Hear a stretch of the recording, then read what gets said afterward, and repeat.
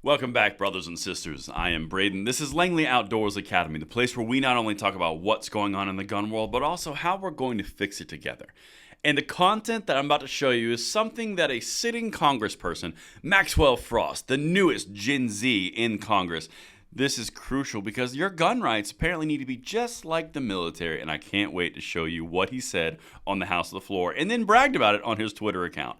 Everything will be linked in the description box below, and I can't wait to hear what you guys think about this one. Now, of course, make sure you like the video, subscribe to the channel, and turn the notification bell on. We are spreading out freedom twice daily on this channel. We would love to have you along for the ride. But with that said, my brothers and sisters, the person, the paragon of what we're about to hit, is Maxwell Frost, the first Gen Z member of Congress, and he's got an axe to grind on gun control. Listen to this. We are going to have a field day, and I can't wait to hear your thoughts down there. Let's get it. Mr. Speaker, right now, virtually anyone in our country can walk into a store and purchase a firearm they don't know how to use or store.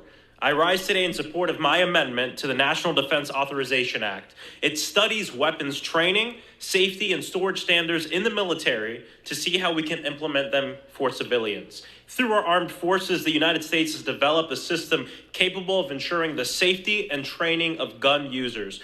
Look at all of the steps our service members must take before they can carry a gun. This is what our service members must go through before they can even lift up and pick a gun.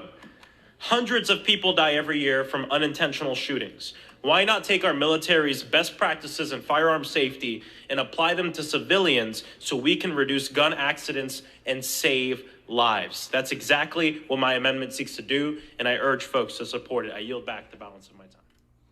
All right, so, like I said, that was the congressional member from Florida, Maxwell Frost. Now, a few things we're going to break down here, and then we're going to zoom into what that visual aid actually says.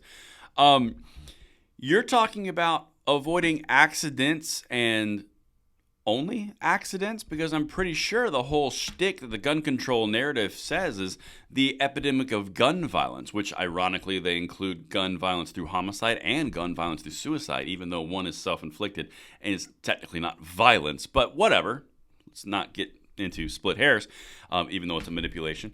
Let's dive into this a little bit more. So we want to take, and this is the paragon of the newest generation for gun control. We want to take the military standards and then apply them to civilian ownership. So you put all the government controls on the Second Amendment right, because when you sign up for the military, that's a little bit different than having the rights as a citizen. You are now part of that organization. There's a little bit of a difference. But let me show you, just for credibility's sake, let me show you what he put on his Twitter account. Our nation, through its armed forces, has effectively developed and created a system capable of ensuring the safety and training of gun users. It's time we take that knowledge and apply it outside the military to our communities so we can save lives. Because after all, it's all about saving lives, even though it moves from homicide, suicide, to just suicide, to accidents. Okay, you're talking about negligent discharges now? Anyway, let me zoom in here. We gotta dive into this because this is where the meat is.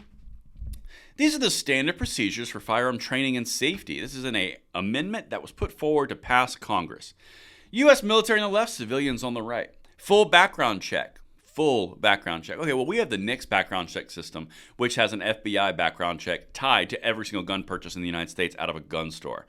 So it does not do a background check on a peer-to-peer sale, but it does a background check on every single gun store and gun show. So you can take the gun show loophole and...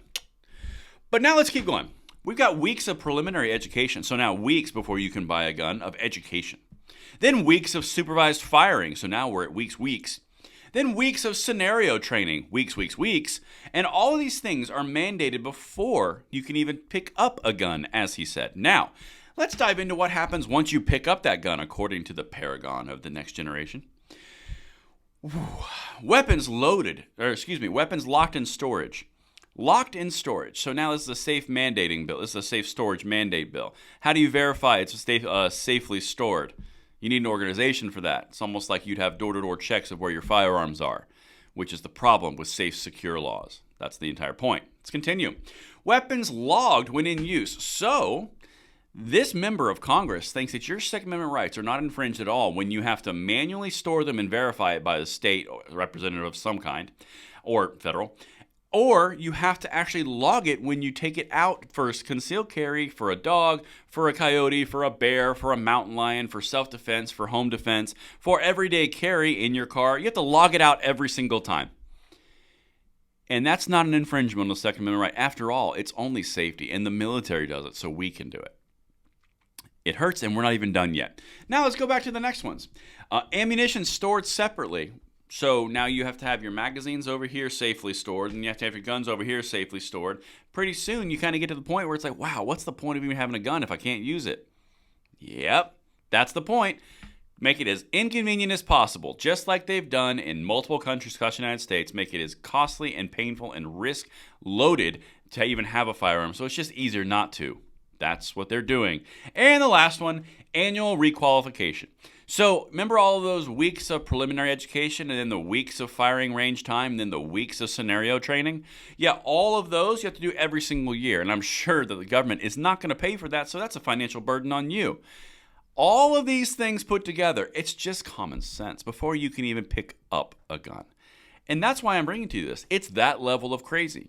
Let me know what you guys think in the comments field below, and please let me hear from you as we continue to fight this, because we are in this together, and I would love to hear your thoughts. Thank you so much, and I'll see you on the next one.